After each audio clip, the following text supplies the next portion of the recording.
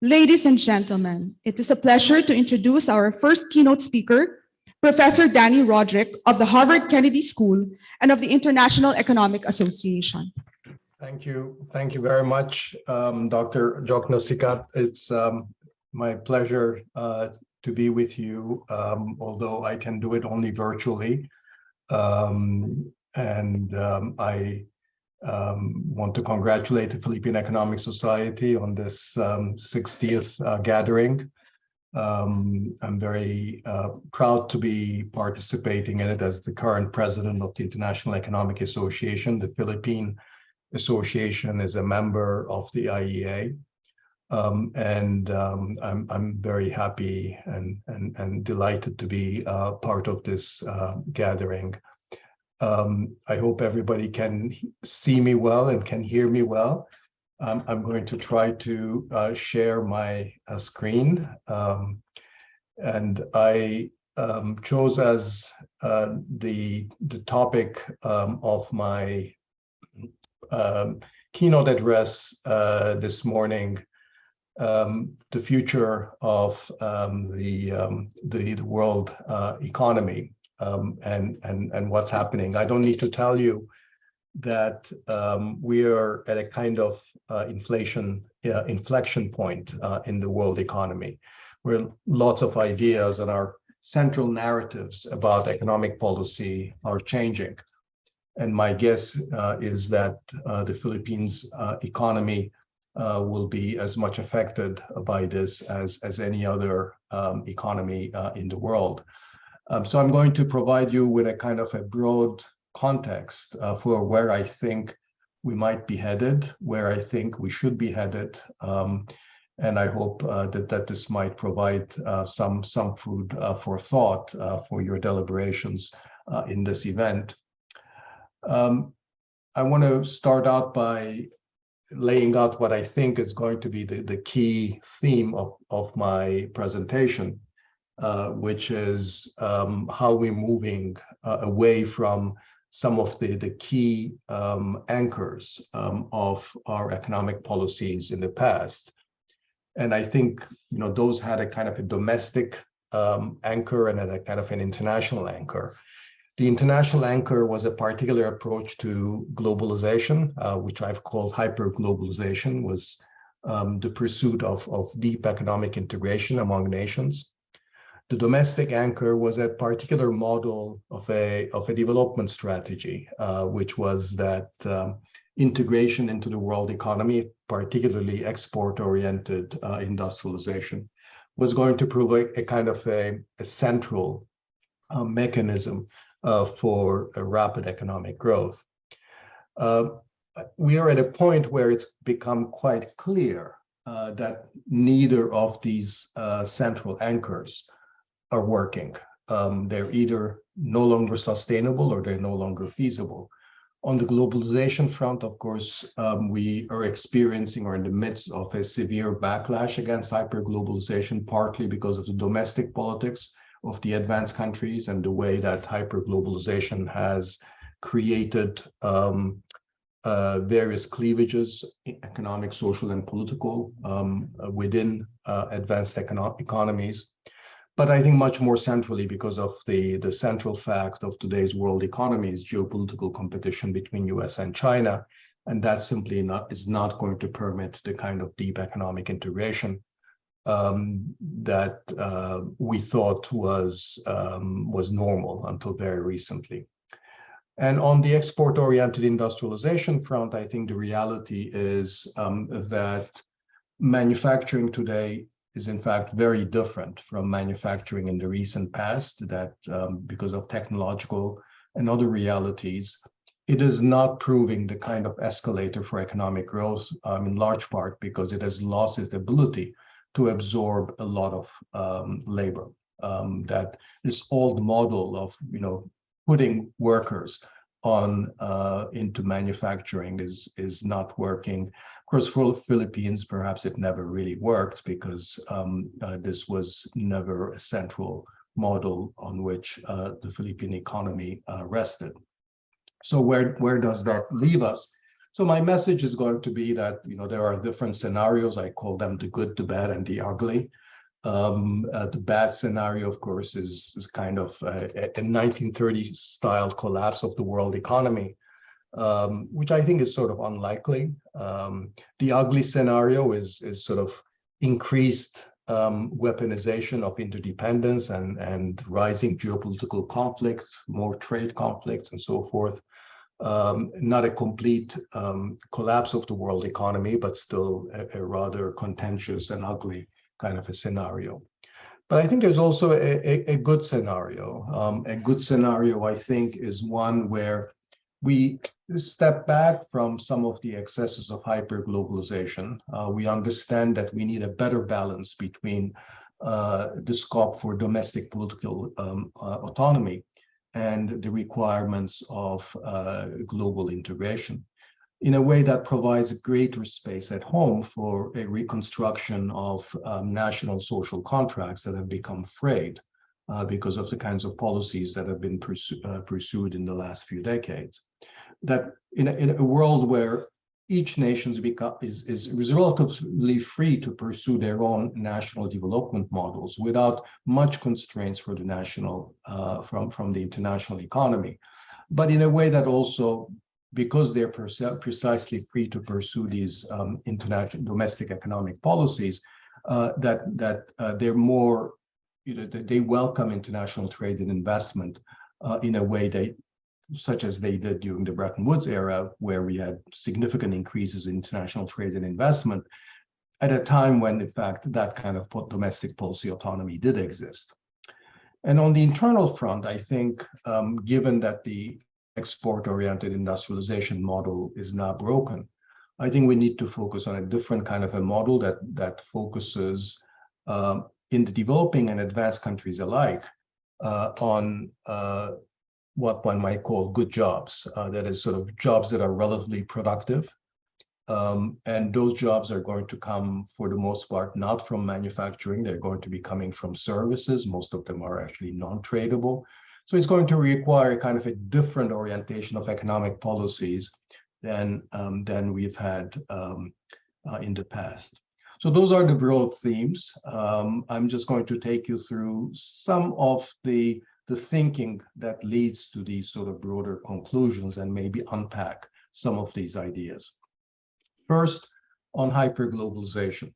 And I think it's important to understand that from the 1990s on, we sort of pursued a model of globalization that was qualitatively different from the kind of globalization that we had under the Bretton Woods era. In what ways? Well, in the Bretton Woods era, or what I call here the post-war model of trade liberalization, the GATT IMF, the original IMF model, was a relatively limited model in terms of how much economic integration it sought. That the liberalization was limited to restrictions at the border, tariffs, import quotas. There was much greater scope for compensating losers from integration into the world economy. There was significant room for financial and capital account management domestically, and there was policy space for each country to pursue a significantly their development model, which they might have pursued. Now, interestingly, of course, China continued to pursue this model with heavy industrial policies, management of the exchange rate and the capital account way past the 1990s. And the paradox of China is that it was the most significant success of the hyperglobalization era, but it's in large part because they were pursuing their own model, which was much more in line with the original Bretton Woods model, under which developing countries had that space. Now, the hyperglobalization model that revolves really around sort of financial globalization, the WTO, and an expanding network of free trade agreements, essentially reversed the priority between the national economy and the international economy. That globalization became much more an end rather than the means. Countries and their economies and their societies had to adjust to the requirements of global competition rather than the international economy being a vehicle for the development of full employment, full capacity, and cohesive societies at home.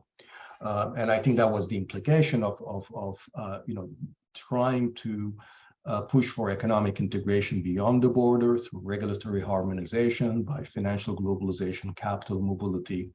And more international firms and banks became the new rule setters, more sort of the agenda setters of the world economy. And that approach was implicitly, if not explicitly, reliant on the idea that eventually different countries would converge on a similar kind of a market-oriented model. So in the extreme, for example, the expectation was that the Chinese economy, as it integrated into the global economy, would become more like sort of a Western market economy, which of course did not happen. So I think there were sort of several contradictions embedded in this image of hyperglobalization, all the way from sort of the narrow economics of hyperglobalization all the way to sort of geopolitics.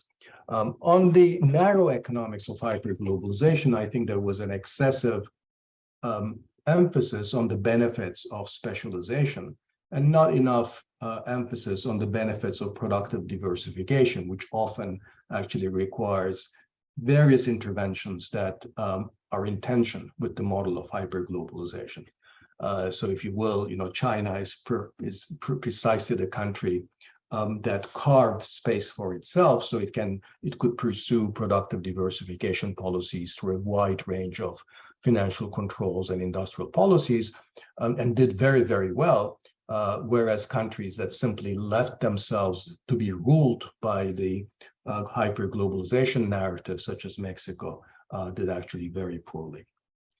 So that was one sort of tension on the economic side. There was a tension on issues of distribution, income distribution, that we know from the basic theory of trade that the redistribution of income is the flip side of the gains from trade. That you cannot have one without the other. And therefore, as we sought more and more the gains from trade by integrating deeper and deeper, we created more and more distributive tensions within countries between the losers and the winners from globalization. There was another kind of tension, which is much more sort of inherently political, which is a tension between reaping the gains from trade again as you integrate it deeply and harmonize your regulations, versus the gains from regulatory diversity, which is that different countries want to have different models, different types of regulations, but those are in tension with the need to level the playing field and to remove transactions costs associated with different models of regulation, whether it's in intellectual property rights or regulations in services or agriculture and subsidies and so forth. And finally, of course, perhaps maybe what really was the straw that broke the camel's back is really the tension that has to do with foreign policy and geopolitics. Hyperglobalization was predicated on this notion that if countries integrated deeply with each other, they would also end up, becoming more friendly to each other. That is sort of, the old-time security dilemmas and competition in geopolitics, the national security concerns would disappear. But of course, what has happened is quite the opposite. That as China became economically more powerful, it simply heightened concerns about geopolitical competition with China in the United States and in Europe as China became more powerful. Of course, the central tension here is between the positive sum logic of hyperglobalization, that every country can win, at least if they can manage their domestic, distributive, and other struggles, versus the zero-sum logic of geopolitics, which is that I win only if you lose, which is, of course, what geopolitics is predicated on. So I think those four are the sort of the central reasons why sort of these tensions, I think, were all mismanaged under hyperglobalization, where we put too much emphasis on reaping the gains from trade and didn't pay sufficient attention to those other concerns. And I think that's sort of what we're leaving behind. So I think as we turn to the future, I think it's not a matter of simply we're not going to have any globalization. I think that the good scenario is still going to entail a fair amount of globalization. But I think we need to recognize that it's going to be a thinner model of globalization in the best of all possible worlds. That it's a model where we have to understand, for example, that the Chinese economic model is not going to converge with that in the West. So at best, what we can have is a kind of a peaceful economic coexistence between different models of development. And that means acknowledging that we have to have globally much more permissive rules on things like subsidies, intellectual property rights, industrial policies, the control of capital flows, and so forth, so that countries can actually pursue these domestic economic strategies without having to worry about sort of globally uniform rules or global restrictions on their ability to use domestic industrial or financial policies that are compatible with their model.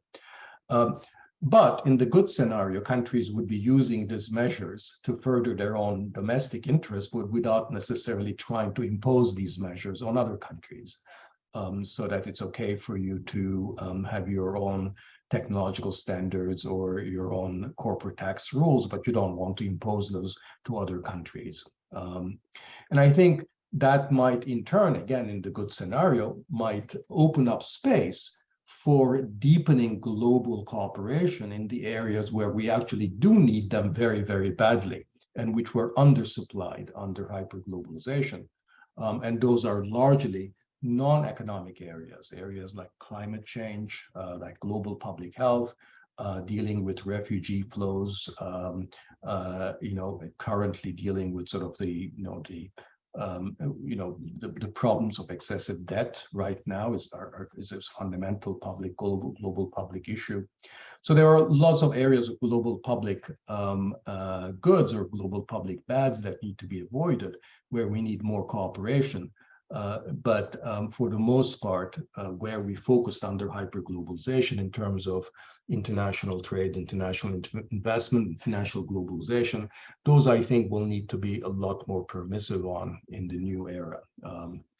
So that's sort of as much as I really want to say about about the future of globalization. What I'm really trying to signal is, as bleak as things look right now, and in many ways they do look bleak, the way that the national security establishments in the major powers have taken control over the rules of the world economy, that there is the possibility of a good scenario that doesn't completely give up on globalization, although it does give up on the expectations of hyperglobalization, which were overblown for reasons I've summarized. Now, let me say a few words on the domestic angle, on sort of the developmental, on the development or growth models, and in the direction in which they need to change. So the traditional development model is one where we essentially have structural transformation that moves in a direction that's indicated by in this figure, which is that we start out economies that are where production is organized in agriculture, traditional agriculture, informal, low productivity, and countries that are successful in development are those that are able to industrialize, that is, convert labor from informal, low productivity agriculture to organized manufacturing activities in urban areas. And then, of course, eventually there's a movement to the tertiary sector, services, but that really comes after you have industrialized and you become a kind of middle income economy. Now, this model is really not what's happening today in the bulk of the developing world. It's not that people are, aren't moving into urban areas. It's not that they're not leaving agriculture in the countryside. That's really still happening. But what's happening is that there's very little movement into manufacturing. That workers are moving into services. Most of it is actually low productivity. low productivity, informal services.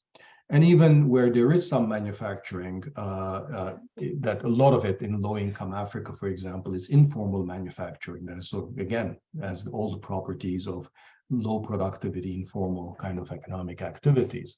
So this is a process that I've called premature deindustrialization, that countries either are not able to industrialize much, or even countries that are industrializing a little bit are becoming deindustrialized at much lower levels of income before really industrialization has acted much as an engine of growth. And when that happens, the fundamental question in development strategy becomes, where will the good productive jobs come from? Because those good productive jobs typically were provided in manufacturing.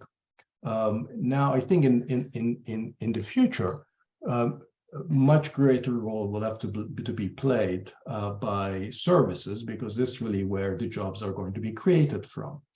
And when you think about the implications of this, what that means is that basically increasingly growth policy and social policy become much more similar in intent and in content.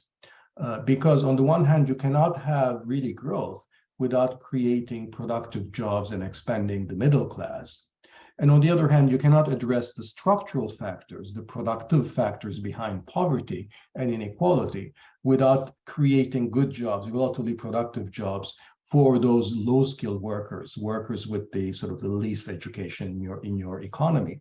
So whether you look at it from the perspective of social policy or from the perspective of growth policy, raising productivity in these relatively low productivity informal sectors of the services and small and medium-sized enterprises really becomes fundamental.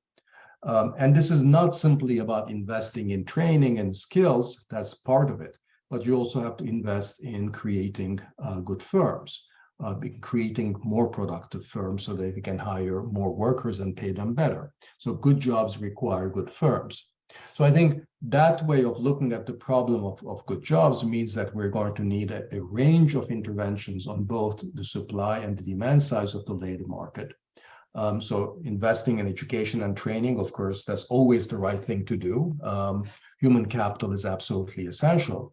But you also need to invest in the capacity of firms, particularly sort of low productivity services firms, small and medium-sized enterprises, serving mostly the home market. You know, it could be sort of retail activities, it could be, sort of healthcare, it could be construction. That is important to invest in the productive capacity of those firms as well, which is traditionally has been the domain of industrial policy. But of course, when we think of industrial policy, we think of manufacturing, we think of large firms, we think of exportables, we think of tradables, whereas pragmatically in the future, I think these will have to be much more sort of different kinds of services. So why services? Well, when you think about sort of, what the alternatives are to manufacturing, on the one hand, of course, you can always improve productivity in agriculture. And that's, is not something to scoff at, because there are clearly opportunities in non-traditional agriculture in many low and middle income countries. But the key challenge in agriculture is that it's really hard to imagine agriculture ever turning into a sector that's going to absorb employment. So the more successful you are with increasing productivity in non-traditional agriculture, it's more likely that you're actually going to have to look for jobs for the workers that are released from the countryside. So the question again becomes, where will labor go? Where will the good jobs come from? So agriculture cannot be the kind of a solution to this, or the answer to this question of good jobs. Now, services, roughly speaking, the services are really, of two kinds. There is the high productivity, tradable segments of services. And of course, Philippines has had, for example, some success with these in sort of, wide range of business services, call center, business process outsourcing, and so forth. That those can provide certain productive opportunities. And in many ways, these activities are the functional equivalent of productive manufacturing in countries like the Philippines or India, which also has had significant success. But the problem with these services is that they're typically much more skill intensive. They require skills and education levels that are much higher than the average of the workforce. So there is a limit to how much these high productive, highly tradable segments of services can absorb labor. And so therefore, it can't be the full answer to the question of where will the good jobs come from. You have to create jobs for the kind of workers that you have, not the kind of works that you'll have in 30, that kind of workers you'll have in 30 years with sustained investments in education and skills and human capital. So that does leave these sort of the lower productivity, non-tradable segments of services really as where the key issues in terms of productivity and job creation really arise, and that's why I tend to focus on this. So just to summarize this part of the argument, and maybe to put it in, to highlight the contrast with the conventional way that we think about development policy, it's useful to think about sort of our strategy in terms of this matrix where I make a distinction between the stage of the economy in which policy intervenes, and then the segment of the economy that we care about, whether it's lower productivity, middle productivity, or higher productivity. Sort of our traditional poverty reduction and social protection, or the social policy model, essentially focuses on the one hand on sort of increasing the endowments of households as investments in education and training, and then providing a certain amount of social insurance through transfers, safety nets, and so forth. Whereas the traditional industrial and growth policies tend to focus on the high end of the economy, the most high productivity segment of the economy. And what I'm really suggesting is that the answer to sort of where will the good jobs come from and what will have to drive growth in an inclusive way in the future is going to be increasingly sort of this middle cell here, that focusing on not the highest productivity segments, but those segments that have the capacity to increase their productivity, become the middle productivity segments of the economy, but also segments that have the capacity to absorb the kind of workers that the economy has in abundance of, relatively lower skilled workers. And that's going to entail a kind of industrial policy that focuses much more on smaller and medium-sized enterprises, figuring out what their needs are, whether it's in terms of management, whether it's in terms of infrastructure, whether it's in terms of digital portals, whether in terms of customized training policies, other kinds of specific business services that they might need, access to technology, and so forth. So that kind of iterative, collaborative firms with firms, much more than sort of subsidies or traditional industrial policy is, I think, what we will need to think of. But these are very new, and I think these will have to be invented. And I think that's a big challenge that development policy faces as we move towards the future. So let me just conclude. I do want to suggest that there is the possibility of a kind of new ways of thinking, both about how globalization can be made better and how we can have more inclusive development strategies. But this will be quite different from the models that we had in the past. So we'll have to be imaginative, creative, experiment somewhat. And we'll have to be doing all of this in a kind of a global context where unfortunately, the forces of geopolitical competition between the United States and China are throwing a very dark cloud on the possibilities of our being able to focus on these economic issues that are of first order importance, as opposed to simply, geopolitical competition. And I think that's a real concern as we go ahead. But our job, I think, as economists is to point out the possibilities of a paths that provide economic opportunities and mutual benefits to all, so that it's if things go things go wrong, at least we will have done our job of pointing out better scenarios. So let me stop here and thank you very much for listening. And I'm sorry that I will not be there for the rest of your discussions and deliberations. I wish you a very productive set of exchanges. Thank you very much.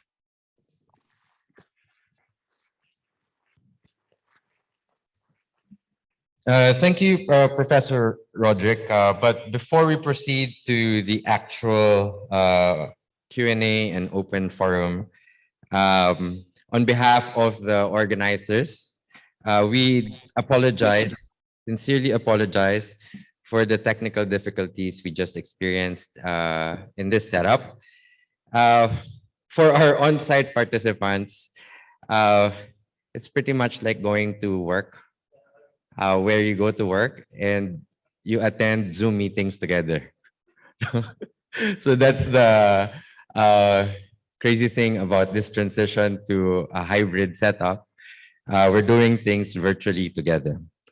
Anyway, we promised to send the presentation of Professor Rodrik to all registered delegates.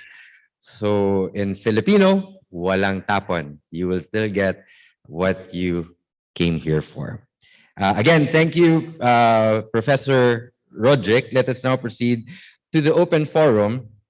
For those joining us on Zoom, you may send your questions through Slido at slido.com. Use our code #PS60.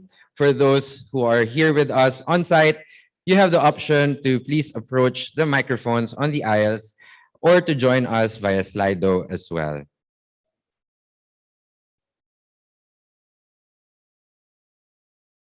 Voila. Okay. We will get the Q&A started. Professor Rodrik, we prepared some warm-up questions from here in Manila.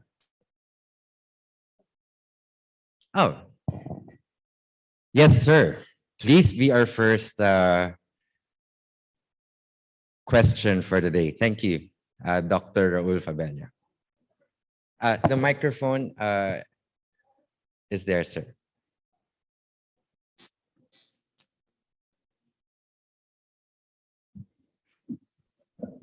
Good morning, everyone. Professor Rodrik, great pleasure and honor to meet you for the first time, even if it's only digitally. You touched a bit on development policy and models. Your 2008 Brookings Economic Papers journal paper, I thought was a watershed, where you showed that countries that undervalued their currencies did better than those countries that did not. And the reason that you gave was, to me, very convincing, that market and institutional distortions did to channel a country's investment towards non-tradables and away from tradables.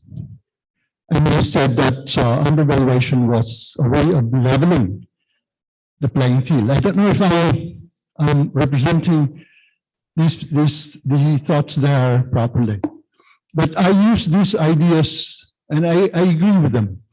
My question is whether you still stand by the conclusions of the paper, or has the world so changed that they are no longer valid?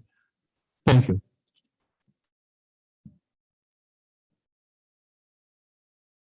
Yes, thank you very much for that question. There was sort of the sound quality wasn't quite good, but I gather you were talking about my paper on real exchange rate undervaluation as an instrument for growth. And you asked whether that argument still remains valid under current realities. And I think one implication of what I've talked about is that that argument becomes much less valid today. If it is indeed the case that tradables, and in particular manufacturers, is much less an engine of growth because of their significantly reduced labor absorption capacity, then a policy that promotes tradables or manufacturers, which is what real exchange rate undervaluation did, or that was the argument as to the mechanism through which real exchange rate undervaluation works. So that kind of a strategy is not going to be very effective. So I think, my answer is that that worked. It worked a lot for a number of East and Southeast Asian countries and a few others elsewhere. But this is not what's going to be driving growth in the future.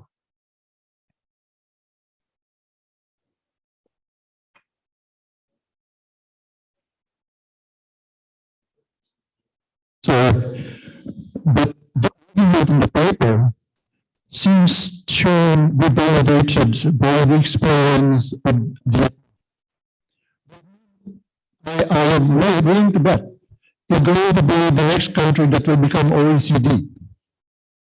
And Vietnam is playing okay with its exchange rates.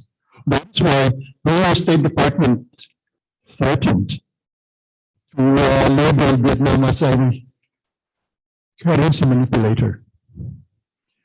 And I seem to see that a lot of currency manipulators countries seem to be doing very well. So there might be some avenues by which the arguments in the paper are still very debated.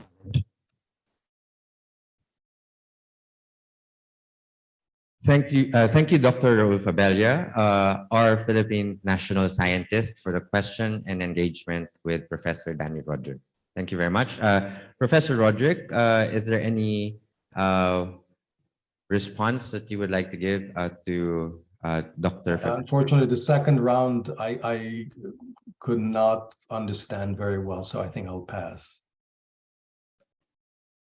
Okay. Thank you, Professor Rodrik. We would like to ask yes, sir. We have another question from one of our on-site participants.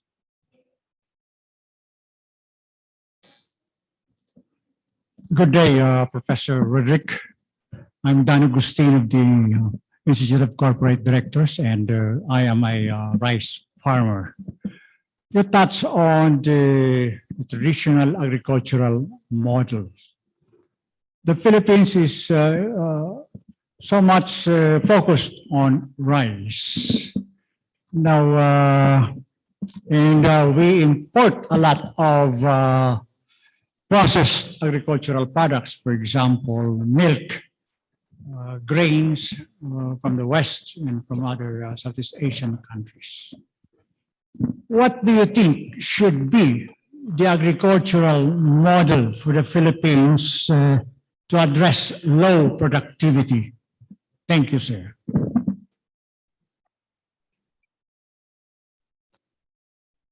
Yeah, I mean, I cannot tell you anything very specific about the Philippines in the press, certainly not in the presence of so many experts on the Philippines economy. But I think I will just refer to, there was a question, I think maybe on the sort of the online questions about also the role of agriculture.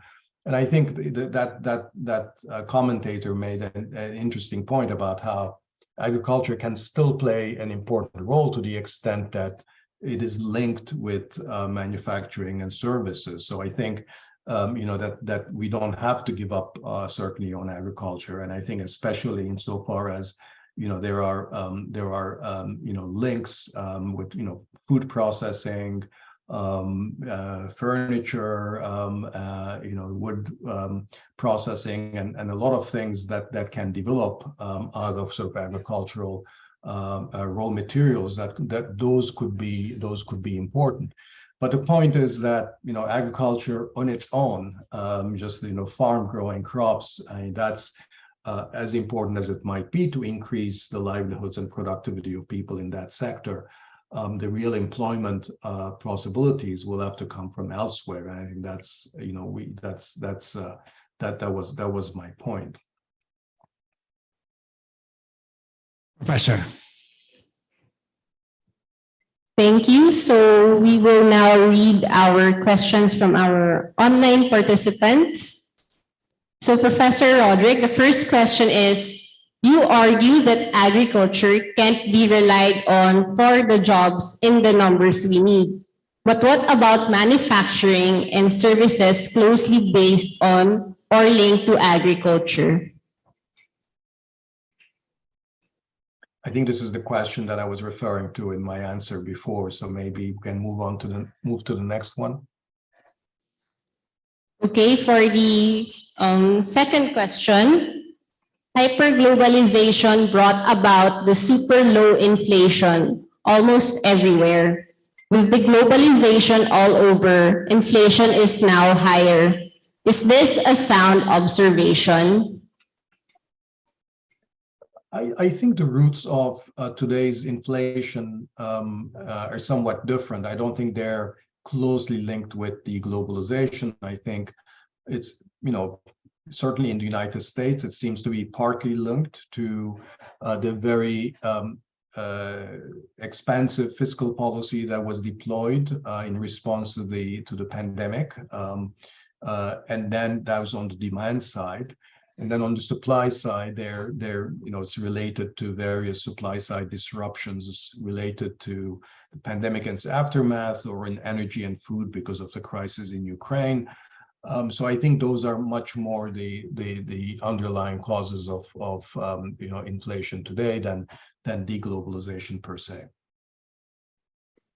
Thank you for your answer, Professor Rodrik.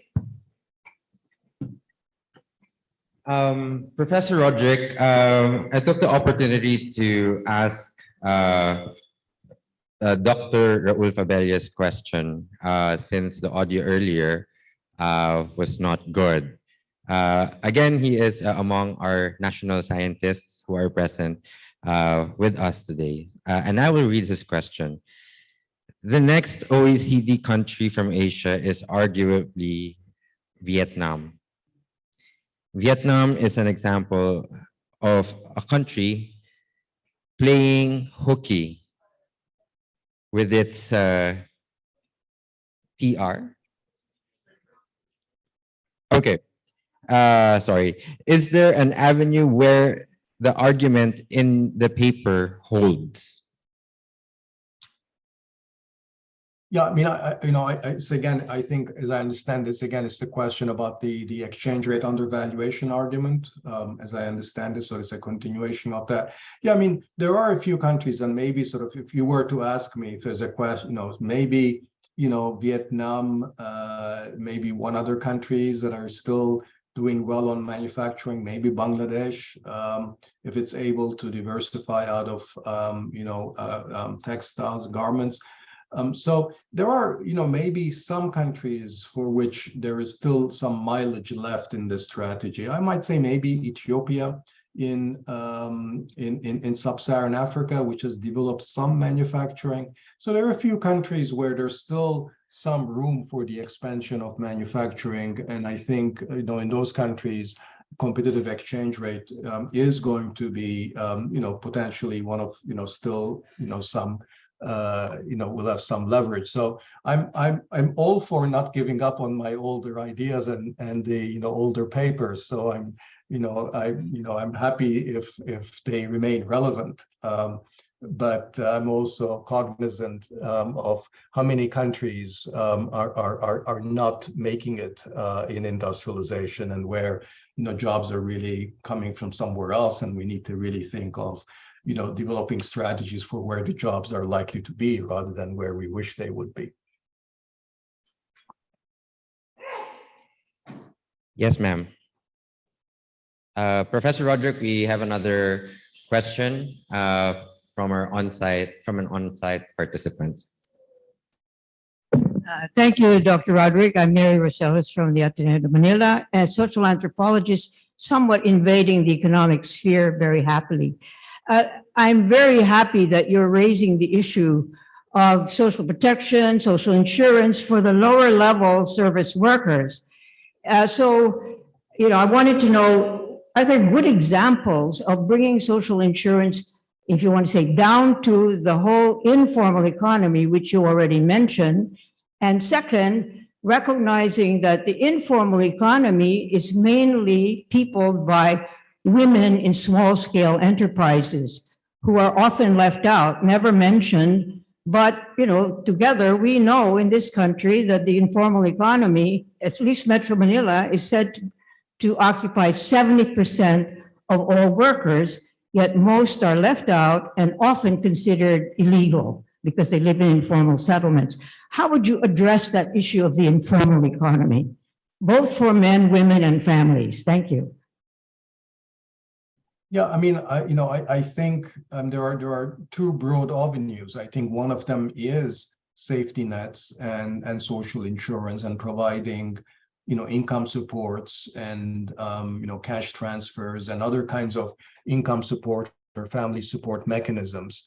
But the other mechanism is to enable people who are currently engaged in very low productivity informal sector activities, enabling them to access more productive, higher paying jobs. I mean, I think from a medium-term perspective, I think it's much better to be able to address this problem by creating more productive employment opportunities where people actually can earn a better living for themselves and their families in a dignified manner, as opposed to being reliant on transfers or safety nets or social insurance mechanisms.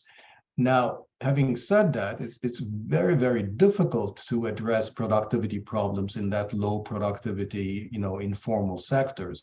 Most informal sector firms, as you well know, are just basically, micro enterprises, one person, and it's very hard for the state to provide the kinds of services that will enable sort of increasing productivity across the board in that kind of those kinds of enterprises or micro enterprises. And I think the strategy here has to be, a kind of a combination of ensuring that, that we can raise the floor through various income support mechanisms. But at the same time, we have policies that target those smaller or medium-sized enterprises that have the greatest capacity to engage in entrepreneurial productivity-enhancing investments so that they can expand and absorb some people out of informality. So in other words, continued existence in informality is not going to be the solution to this problem.